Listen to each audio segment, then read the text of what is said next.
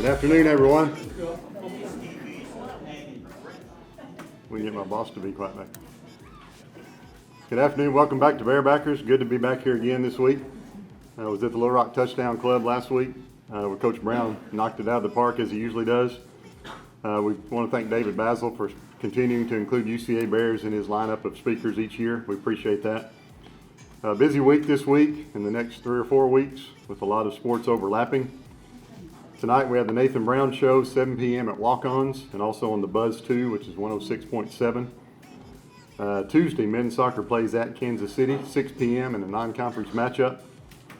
Wednesday, volleyball is at North Alabama, 6 p.m. in Florence, Alabama. Thursday, our first fall sports team to compete in the postseason is our women's soccer team. They drew the 6th seed and will play at number 3 Lipscomb at 3 p.m. Thursday in Fort Myers, Florida, which ironically is the city they just returned from yesterday. So they're going to be here about 36 hours and turn around and go right back to Fort Myers, just long enough to wash some uniforms and some clothes. The winner gets the winner of number 2 Florida Gulf Coast and number 7 North Florida. That's 1 p.m. Sunday in the semifinals. We'll talk a little bit more about that in a minute. Full day Saturday, our men's and women's cross-country teams compete in the ASUN Championships in Huntsville, Alabama. We'll hear from Josey Weaver here shortly. Our men's soccer team hosts Jacksonville 11 a.m. at the Bill Stevens Complex. That will be our last regular season game and also our senior day. We've already wrapped up the number 2 seed for the ASUN men's tournament next week. We'll be hosting 2 rounds. We have a bye as the number 2 seed. We will host the neutral game between number 3 and number 6 next Saturday. That's November 5th. And then face that winner on Monday, November 7th. And finally, Homecoming 22. Topped off with the football Bears hosting the North Alabama Lions at 4 p.m. on the Stripes on Saturday. We'll start today with women's soccer. They head back to Florida, as I said, kick off the ASUN Fall Season Championship on Thursday. The Bears are 3-1-1 over their past 5 games, so obviously taking a little bit of momentum into the tournament. We did lose 2-0 to Lipscomb in the regular season, but now we get another shot at them, and now the stakes are a little higher. I'd much rather trade a regular season loss for a tournament win any day. As I said, that game is 3 p.m. Central, our time on Thursday, down in Fort Myers, Florida. Now let's hear from head coach Jeremy Bishop.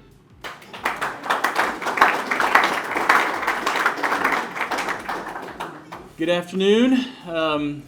Steve mentioned it a little bit. It's been a bit of a crazy week here, trying to figure out what was going to happen for tournament, how the regular season was going to wrap up.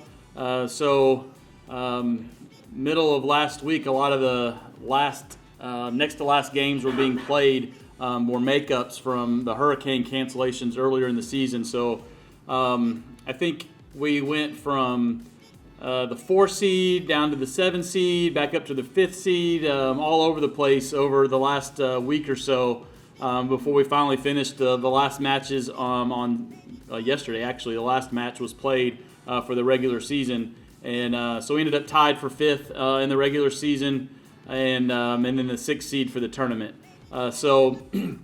Really good way that we finished off the season. Like Steve mentioned, going 3-1-1 over the last 5 matches, putting ourselves in a good spot to be here. So as the way the regular season schedule was made this year, so there's 14 teams that play women's soccer in the ASUN. Almost said Southland. And so we all played 10 matches. So everybody didn't play everybody. So looking at how it all ended up at the end, we played the top 5 teams in the regular season. Nobody else did that, I don't think.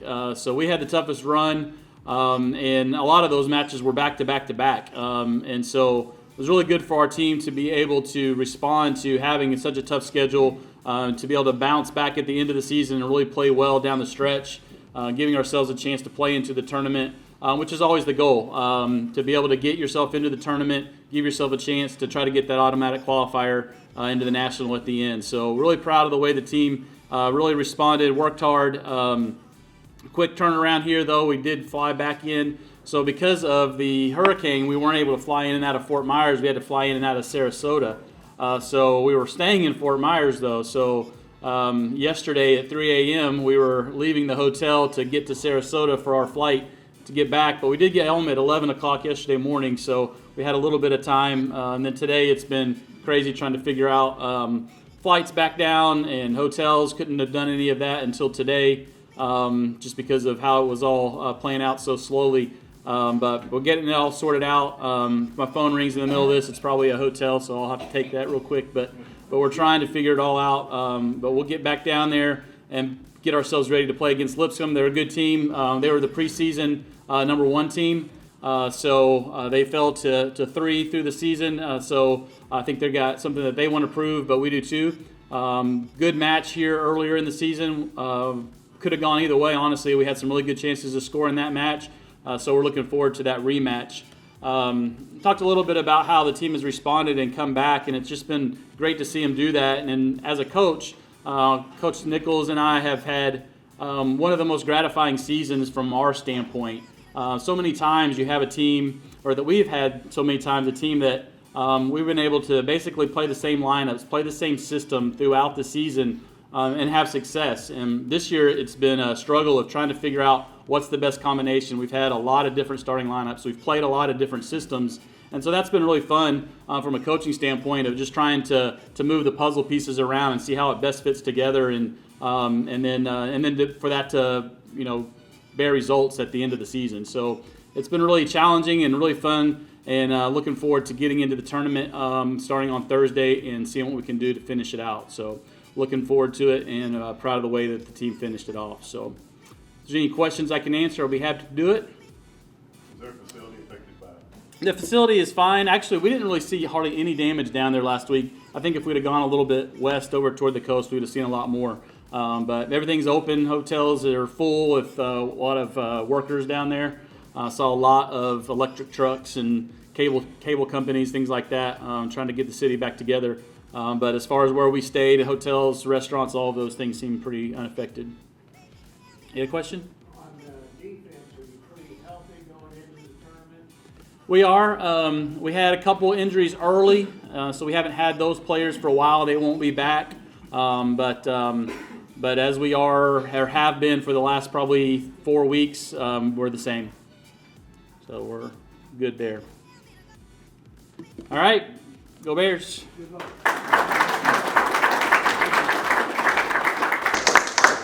Thanks, Coach Bishop. Good luck on the travel and the tournament itself. Our men's soccer team took care of business last Friday in Lynchburg, Virginia. They beat Liberty 2-1. That makes them 5-1-1 in ASUN play. That was good enough to wrap up the number 2 seed in next week's tournament. As we said, that means we're at home for at least our first game in the semifinals. Depending on what happens on the other side of the bracket, we could end up hosting the championship game too, because 1 host and 2 hosts, there's 6 teams make it, 3 go to each place. Then after that, those are played out. The highest seed remaining hosts the championship. So if number 1 happened to get beat, we could host it as number 2. Not sure who will be in that first game next Saturday at our place, but it will be a neutral game. We know we will be playing in the semis on Monday, no matter what. Congratulations on the Bears, and let's keep that winning going. Last week, our women's golf team finished 3rd in a tournament in the Bahamas, of all places. There's worse places to go to play golf. One, you're playing golf, so that's good anyway. Then you're in the Bahamas doing it, so not bad at all. As I said, our cross-country teams head to Huntsville, Alabama for the ASUN Championships on Saturday morning. Championship meet will be run at the John Hunt Park, with the women's going off at 8 a.m. and the men at 8:45. For a preview of the championship, let's hear from Coach Josey Weaver.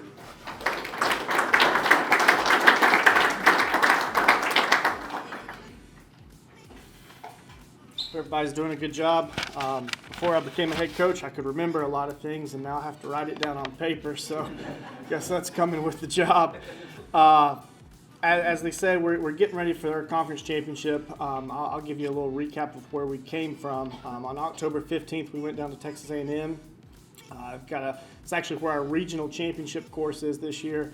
We went there, on purpose to see the course, see kind of what we had coming a month from now.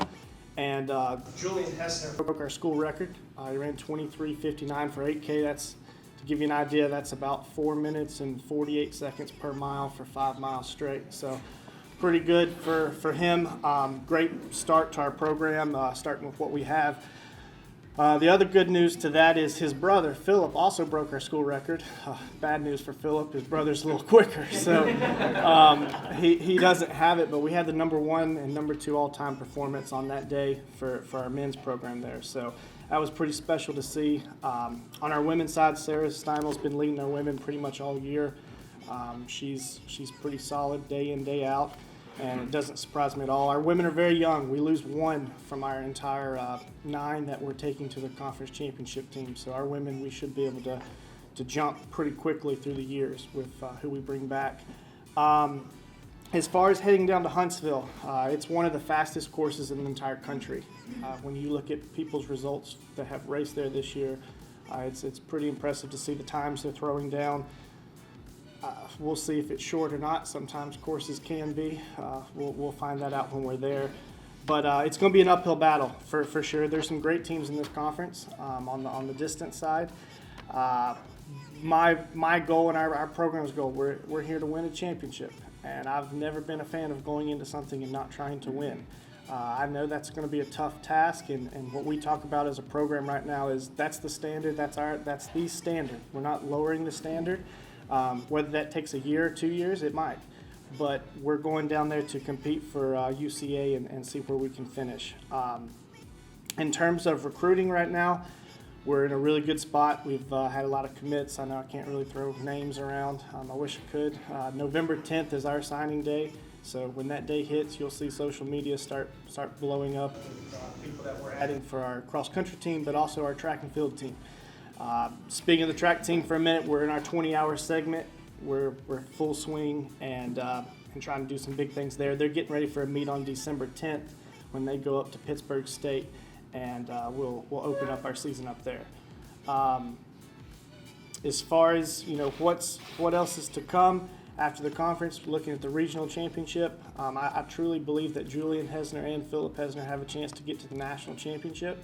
How that works is that day you've got to be either the top 2 teams, which probably a little far stretch for us right now, or the next 5 individuals. And he's established himself as one of the best in the South Central region, and really looking forward to that day for him as well. But the focus is right now obviously on the ASUN championships and seeing what we can do there. Any questions? Run fast, run straight, run far. That's kind of our plan, all right? All right, everybody have a good one. Thank you. Go Bears.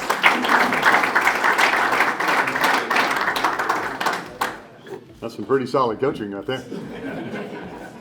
That would be my luck if I ever broke a record in anything. Someone else would break it the exact same day better than I did.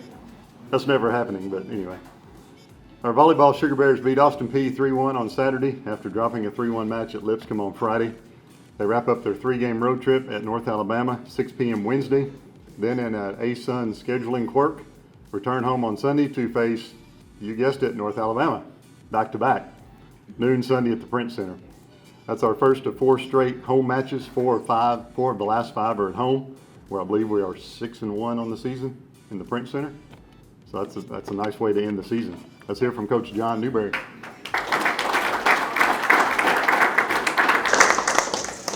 First off, I want to give a happy 42nd birthday to Natalie Schock yesterday. 42. That's what she told me at the table. She said 42. We're the same age. I know that. Oh. I swear you were in your 40s. All right. We'll go with that. All right. But happy belated birthday yesterday. Solid weekend. Wish we could have the Lipscomb game back. We were talking about this on the bus ride after that match. Lost in 4. But if we were at our home crowd here at the Print Center, we really genuinely believe that would be a different type of ball game for us. But I don't know. We won the first set. Second set, we were down 17-10, and came back. Next thing we knew, it was 24-22. Us. And we had some upperclassmen that we set, and we just didn't finish the game like we should have. It's kind of been a theme that's been going on. It's hard to practice. We got a little tense, a little tight, because we know that we could do this, and just not swinging above the net like we should. So a couple little things that we could be working on. So we're going to attempt to work on that today, so we can make sure we don't have to worry about the rest of the season. But we did bounce back. Got to go play Austin P. We got down really, really bad in that first set. Had a little substitution error. Lasted 15 to 20 minutes, and I had to make a change. So Charlie Tidwell, she's one of our juniors. If you hadn't heard that name, in 2020, so we got to the semifinals in our Southland Conference Championship games and the tournament. Charlie Tidwell, the very last game point, we were up against Sam Houston. She was just transitioning off the net, going from the defensive blocking to transitioning to go to their offense. Normal thing, we do this thousands of times every single day. She had popped her Achilles her freshman year, right there. She thought she got shot. It hurt her that bad. She's just down on the ground. So she just had some little nagging injuries here and there, but she came in clutch Saturday against Austin P. Had 15 kills. We couldn't have needed her at a more opportune time. She did absolutely phenomenal. So I was excited to see her come back. She's had some other opportunities to play, but when we needed her the most, she came in and really, really just took care of the game. She was a force they had no answer to, which is really, really nice. So proud about that. Fun trip on the way back. We decided to stop off at a gas station real quick and got off the interstate. And there's a whole entire box truck just right off the feeder road, completely on fire. So we sat there at 12:30 in the morning, waiting for an 18-wheeler to move out of the way. So we ended up getting home instead of 12:30, got home at 2. So that was an exciting time. You never know what's going to happen between Little Rock and Memphis every single time. We miss going west, but we like the teams that we're playing in the east. But prior to our Lipscomb match, we were sitting right at second place. There was a 4-way tie for second place. We would have won that one. We would have been tied for first. So just the way it worked out, we had a missed opportunity. Disappointed overall, but I was glad to see that the girls were able to come back and fight really, really hard against the Austin P team. That's a very, very physical, aggressive, and athletic team. So it was good to see them perform well in those last 3 sets. We've got North Alabama on Wednesday. They're kind of in the bottom part of our conference at the moment. Also another athletic team. They've been going 4 and 5 sets with everybody. So it's not somebody we can take lightly at all. And then once again, we'll be here on Sunday. If you guys can, please call, text, email your minister. Tell them to move your church times on Sunday. We need you in the Prince Center at noon. Okay? It's important. But we need everybody there. Be loud and rowdy. But we've only got a few more games left here at home. But luckily, they're at home before we finish off with Kennesaw State at the end of the season. So we've got about 3.5 weeks left of our season, and then that's a wrap. Proud of the girls so far, but we've got some work to continue to do, and I know they're driven to do it. Let's see. I think that's all my notes for today. So appreciate you guys. Thank y'all, and go Bears. We'll see you Sunday at noon.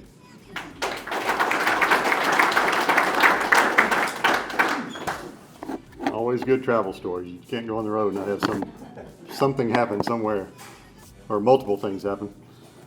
Speaking of North Alabama, football Bears will reunite with an old Division II rival at 4 p.m. Saturday when the Lions come to the Stripes. We didn't have the Stripes the last time we played them. Bears and Lions last met in 2005, both members of the Gulf South Conference. In fact, we met twice that season, if you remember. We won the regular season game 29-26 in double overtime, then lost the quarterfinal playoff game 41-38 in overtime. 2 classic games at Estes Stadium. On that team was a freshman quarterback, this guy right here, by the name of Nathan Brown. We had a senior wide receiver named Michael Norvell, you might have heard of. Had another UCA Hall of Famer, safety Corey Cangelosi. A running back who probably should be in the Hall of Fame, Contrell Rogers. Future NFL defensive end Jacob Ford. As you can tell, that was a pretty solid bunch. First game in double overtime. First one was double overtime. We fumbled on our possession. Caleb Bateman blocked their field goal attempt. So we're back right back where we started. Second game, they hit a field goal in overtime, and Nathan Brown threw a 4-yard pass to Shea Jones for the win. That was in the first game. Anyway, I'm all confused here. Anyway, Nathan Brown threw a touchdown pass in there somewhere. He threw for a combined 546 yards and 5 touchdowns in those 2 games. So 2 classic games. North Alabama was a huge power back in the day, and so we faced them regularly at that point. Hadn't faced them since. There was one unique stat in that game that concerned Nathan Brown. I'm sure none of y'all know what it was. Do you know what I'm talking about, Coach? You caught a pass from Willie Hobson for 4 total yards. So he didn't go deep. He didn't go very deep, and he had no yards after catch, but he went 4 yards. I was looking through the play-by-play last night, and in the stats it had 1 reception for Nathan Brown. I'm thinking, that doesn't sound right. So I went back in the play-by-play, and there it was. He caught a pass.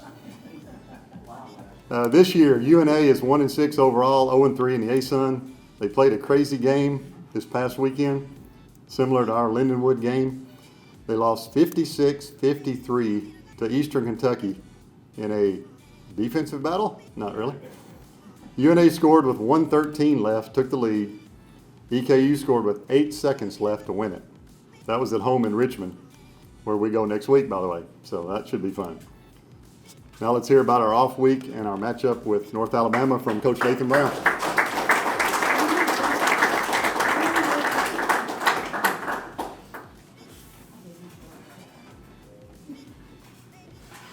Good to be back. Steve gave a good recap there of those 2 games. I vividly remember those games because, one, the first game was my first career start. So I don't know what game that was, game 5 of my redshirt freshman year. We played at Valdosta State on a Saturday night the week before. And I was playing about every 3rd or 4th series. That's kind of how the structure of the offense was at that point. And we lost a tough one. Valdosta was ranked, I don't know, probably top 5 at that point. And we had lost a tough game. I think that made us 2-2 at that point. I remember getting called in. We got in late from Valdosta, long trip, all those things. And I remember getting a call before the team meeting to come up and meet with Coach Conk at the time, and he said, we're going to go with you as a full-time starter. Oh, and by the way, we play on a short week, a Thursday night Gulf South Conference game of the week, how they used to have those on TV, and we're playing a top 10 team in North Alabama. Congratulations, you get to start against those guys. And I remember it being a real blur, like wow. As a young kid, you don't really, obviously you want to be a competitor, and I'd already played some, right? I'm playing every 3rd or 4th series. But to be turned to basically the program be turned to you at a young age, it was all a blur. And I remember coming out here against a very, very, very good North Alabama team, and we played well. And ended up beating them in double overtime. And the fumble in the first overtime was 100% Nathan Brown's fault. I didn't say that. We were running a naked, like a boot play, and I stuck the ball out with one hand as opposed to 2. Hit Kentrell Rogers in the shoulder. He wasn't getting the ball; he was just faking. Ball ended up on the ground. They jumped on it. Thank goodness Caleb Bateman blocked the punt or blocked the field goal, and we had an opportunity the next overtime to win the game. So that was a pretty cool deal. And should have won the game later against North Alabama in the playoffs, and should have been in the semifinals, which is unfair. But that's never here nor there. We're not worried about that, right? But I could rehash the whole thing if you want me to, but I'm not going to do that. One, excited that the bye week came when it did. You don't play too many seasons where you go 7 straight weeks and week 8 your bye week, but man, it was needed. Our players were beat up. A lot of times you think, well, man, like you can rest up and heal up the bumps and bruises, and that's all important. But I think in this day and age, it's as much as important as the mental and emotional side of the game too. I mean, for our guys to be able to relax from learning a new game plan this week, to be able to relax from the mental grind of a full practice week and a game, that's huge. Now they can decompress. They can focus on some schoolwork if they're behind in some areas. They can focus on being a college student a little bit, and that's a good thing. We talk about the total experience. So we had a good week last week. We practiced three days last week. A lot of our top end guys, a lot of our starters, we limited them with reps just to kind of get their legs back under them, to get them feeling better and fresh, and got a lot of developmental work. So a lot of our redshirt guys, a lot of our third team guys, Some of our second team guys got a ton of work last week. Another unique deal from last week, the first time I've ever been a part of it, was our bye week came on fall break week. So we were actually out of school Thursday and Friday from classes. So I structured our work week last week for our players, not for us coaches, but for our players, to where we did stuff Monday, Tuesday, Wednesday, Thursday morning. Thursday morning we were supposed to do something. So Coach Brown, I kind of think psychologically, right? So to end practice on Wednesday, you see coaches do this sometimes, and this just kind of came to me. This was spur of the moment. None of the coaches knew this was going to happen. Hand Chandler Copper on the football. He's been punting it lights out. I mean, 44-yard average right now. I mean, he's all, to the point of being an All-American the way he's punting right now. So I hand him the ball, and I said, Caden Brown, 310-pound defensive tackle, you stand on the 5. Chandler, you go to the 50. Chandler, you punt it. If Caden Brown catches it, y'all start fall break today. And so Wednesday evening, that ball goes up in the air, and if you would have thought that ball was in the air for 20 seconds. I mean, our players are sitting there watching it. They're just begging that Caden Brown catches it. And that ball's coming down, and I mean, Chandler hits an absolute nuke. And that ball comes down, and Caden Brown goes and catches it like a seasoned vet, and you'd have thought we won the Super Bowl. Our guys were so excited, basically to have some of their fall break and to relax away from football. And coaches needed a much-needed break from those guys too. My coaches in the room understand that. You get to the point where you love each other, but you need a little break. And so our coaching staff was out on the road for the better part. A lot of us. 2 or 3 of our coaches were out basically the whole week. Majority of our staff were out Thursday and Friday recruiting. Thursday and Friday, we were in 4 different states. We were in the state of Arkansas, we were in the state of Texas, state of Mississippi, and state of Alabama. And so we got a head start on some of our recruiting game, and that was obviously junior college and high school emphasis based while we were out, and that was very productive for our program. Now we shifted our attention to North Alabama, and we had a great and spirited and fresh practice last night. We got out there about an hour yesterday evening. Guys practiced well. Feel like we got a head start on a normal week. You wouldn't get game plan prep on a Sunday night. It's really just cleaning up the game before. Well, we were obviously ahead from last week, so we've got a good prep practice in last night. So we feel like we're a step ahead than what we would be on a normal week. So that was a good thing. It's a big week for the Bears. It's a big week for the university. I always tell people this: homecoming is obviously a special week for you guys as alums, as fans, for the community, for the students, for the Greek life, for the band, for the cheerleaders, for the dance team. I mean, anybody that has a piece of this, and even other sports. Homecoming week is a week of pride, in my opinion. It's a week in the fall where you can surround yourself, and we're just really the cherry on top at the end of the week. We've got pep rallies, we've got events, we've got alumni stuff, we've got Greek life. There's so many things going on homecoming week. And I reemphasize that to our players. It's our job then to cap it off with a good showing and a win on Saturday of homecoming week. So it's an exciting week. Obviously, there's a lot that goes into this week as far as the university goes, the community goes, and we're excited to be a part of that with the football game. And we're playing a good North Alabama team. Don't let the record fool you. To me, if you watch their offense, one of the best offenses we'll play all year. And when I say that, I don't say that with loosely or with an empty heart. They're very, very, very good on offense. They can score with anybody. They're playing a true freshman quarterback from, of all places, the Lincoln, Nebraska area, and he ends up at North Alabama. I'm still trying to figure out how that worked out. But there's got to be some sort of connection there. But he's a really good player. If you Bear fans that have watched the program, think of a young Chase Forcade for Nichols. That's who this kid is. I mean, he's about a 6 foot, 6'1", just a winner-type player, can run when he needs to run, has a good arm, continues to get better every week, as most true freshmen do. But he's a player we're going to have to watch out for. He's a player we're going to have to keep bottled up. And he does a great job running their offense, and you can see his confidence going up every single week. Matter of fact, last week a few announcements were made. Tamari Wilson was announced as being semifinalist or on the watch list for the Buck Buchanan Award, which is Defensive Player of the Year in the nation. This kid was also added to the Jerry Rice Award, which is to the Freshman of the Year in the nation. So that was the award Darius Hale got second in last year to Shadur Sanders at Jackson State. So that's a big-time award. This kid is obviously on that list. He's got national attention, very good football player. The running back is a kid that is actually from the state of Arkansas. He's from Hoxie, Arkansas. Shanderick Powell is his name. Unbelievable player. He'll be one of the best running backs we'll play all year. Very versatile, not a big kid, but really runs behind his pads with good pad level and has home run speed. He can really get out of a lot of mess and make something out of nothing on a lot of plays. Very, very special player. He's a kid that we're going to have to keep bottled up for sure.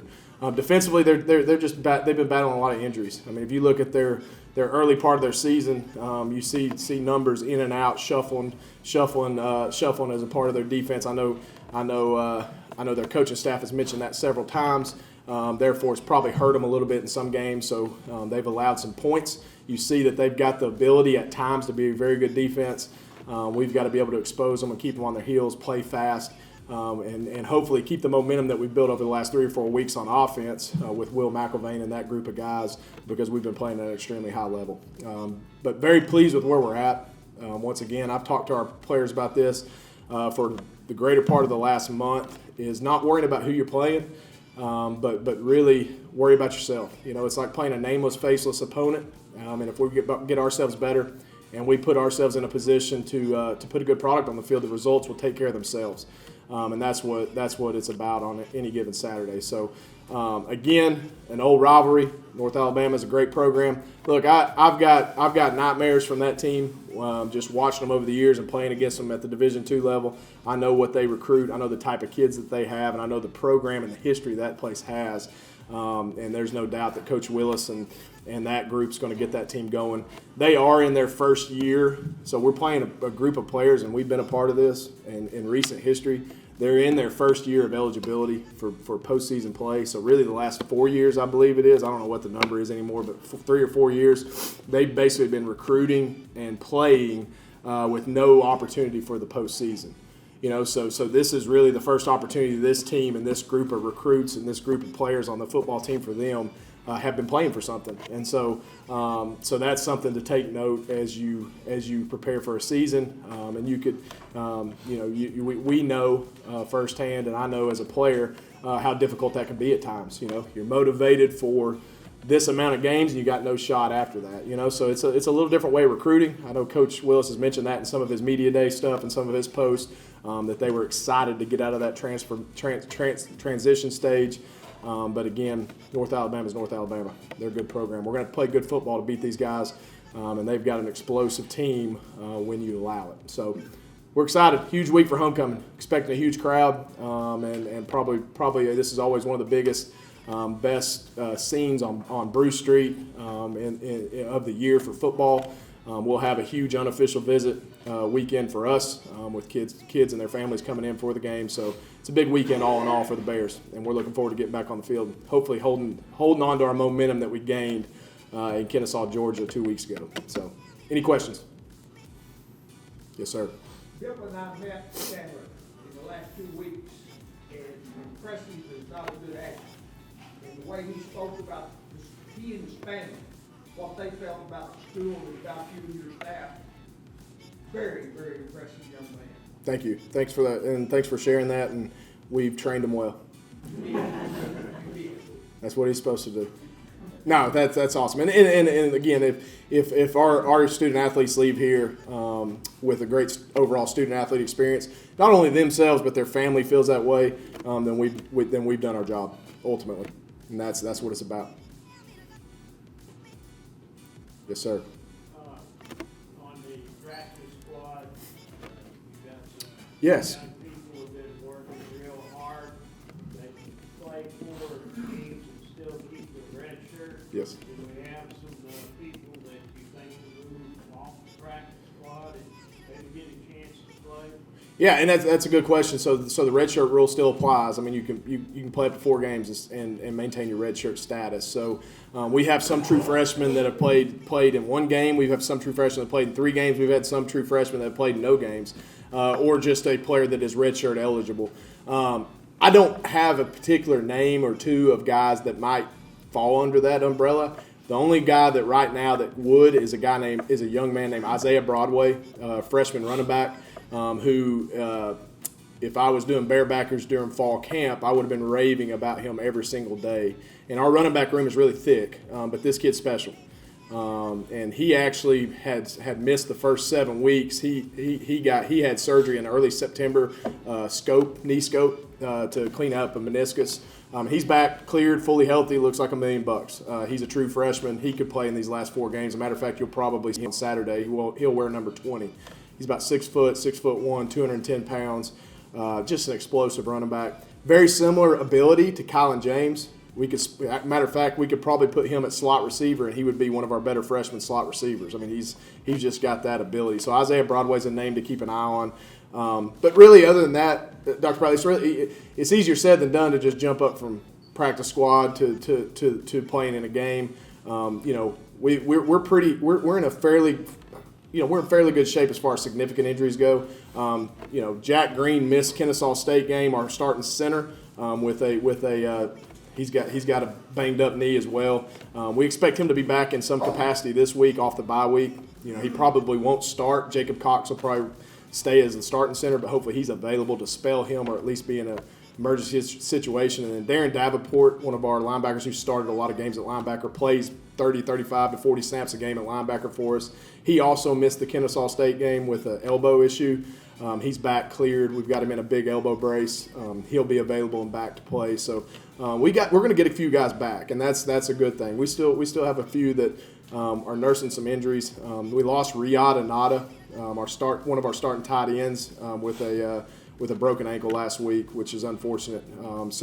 We've actually made some positional moves in that area. A name to keep an eye on that we're moved from wide receiver to tight end is Namdi Adem Madumir, transfer from University of Minnesota. Hasn't played a lot at wide receiver, but he's about 6'4", 230 pounds. Probably future is at tight end. We'll see. He's got a ton of ability at wide receiver, but again, just the way tight ends and the athletic body types that we're playing with at tight end these days, he'll probably stay at that position, maybe moving forward. So at this point in the year, you're just strapping it, banding up, and you're figuring out who's your best shot to win, and that's what we're doing, just like North Alabama is. And so we're in no different position than they are. We've just got to figure out how to win the football game when it's all said and done. But, yeah, that's a good question. Absolutely. Yes, sir. How do we stack up size-wise as far as O-line, D-line? Yeah, our O-line's going to be bigger than their D-line. They've got some big kids. They got a transfer from Louisville playing their nose, or one of their defensive tackle spots. He's a 300-plus pound kid. They're not real big on the edge. Our defensive line is also going to match up size-wise. They're not real big on the offensive line. Very athletic, though. We should, pound for pound, be the heavier of the trenches. Does that mean anything? I don't know. It could or it couldn't. But again, I think they've done a good job on offense with their offensive front. Again, Shunderick Powell makes them look good a lot because he can get out of a mess. But those guys get on you quick on the defensive line. I'll tell you why they did what they did against Eastern Kentucky is because their offensive line controlled Eastern Kentucky's defensive line. It's 100% why. Why did North Alabama lose to Kennesaw State? Because Kennesaw State's D-line controlled North Alabama's O-line. So our D-line has got to be good this week for us to control their run game and the Powell kid. That's a challenge. That's something that Coach Davis and Coach Kitchens and our front 7 coaches on the defensive side are obviously challenging our guys and challenged it wholeheartedly last night with them. So that's going to be important moving forward. All right. Real quick about the Kennesaw State game. Yeah, Kennesaw State, again, huge win, long trip. Obviously a very important game, different. I know you got a chance to listen to Coach Kitchens and Coach Collins last week. Thought our defense responded about as good as you could respond. As a matter of fact, I had a lines crew that's worked every single game of the Kennesaw State era there. When I say lines crew, they do the chains, the down marker. They sought after the game. No reason to. I mean, I don't know why they would or wouldn't. But they came to me and they said that was the most dominating performance on their home turf that they've ever seen since Kennesaw started the program. As far as offense, defense, and special teams, that was an ultimate compliment because, not just because it was dominating, because we did it the right way. I think all three phases we controlled the game. When you outrush a triple option team, that's a feat, and that's a big deal. That means that we were the most physical team and we controlled it. Again, I thought Will McIlvain had another very efficient night at quarterback. He's played 5 straight weeks of really good football. Need him to have another big one this week. Christian Richmond obviously set the ASUN record with 12 catches. Unreal night by him, 2 touchdowns. Gerard Barnes continues to be a weapon in many, many aspects.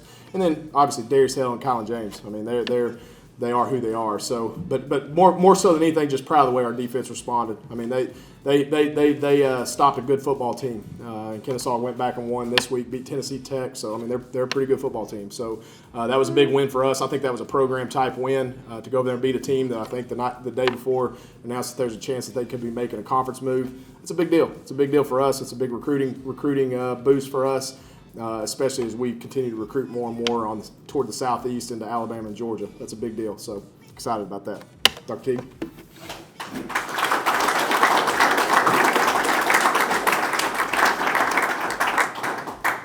Hey, good afternoon. How's everyone today? So let me get this straight, Ron Hill. I'm kind of thinking you and Bill, y'all could probably have a podcast over there and interview student athletes as they come by. We do. You do that, yeah. You may need to let me know what we're learning about our programs as you interview these young men and women. I like it. And Bill's a radio guy. Y'all could podcast. It'd be pretty good. What do you think of a name? We'll get our creative folks on that. Dumb and Dumber. No. We're not going to do that. That's great. I'm glad you're talking to our student athletes, and certainly do let us know if we need to know anything. All right.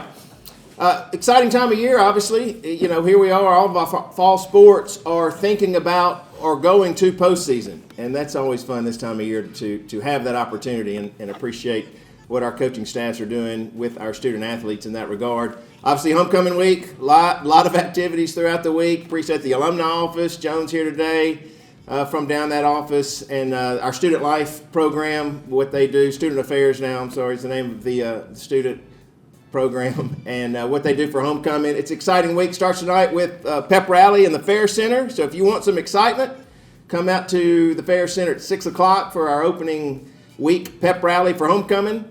And other than that, we'd love to see you on the stripes this weekend at 4 o'clock. 4 o'clock kick. So, what else? Anything else we need to share? What time and day is the parade? Time and day of the parade. It's pregame. So what time does that start, Dr. Davis? Do you have that off the top of your head? We haven't done game day prep yet. You're in the parade, so 1:30? Matt, do you know? Chris is not here. She would know. It's pregame. 1:30, I guess, correct? Yeah, 1:30. Good job. You knew that. Any other easier questions that we might have this week? No? All right. Have a wonderful week, and go Bears, go Sugar Bears, Bear Claws up.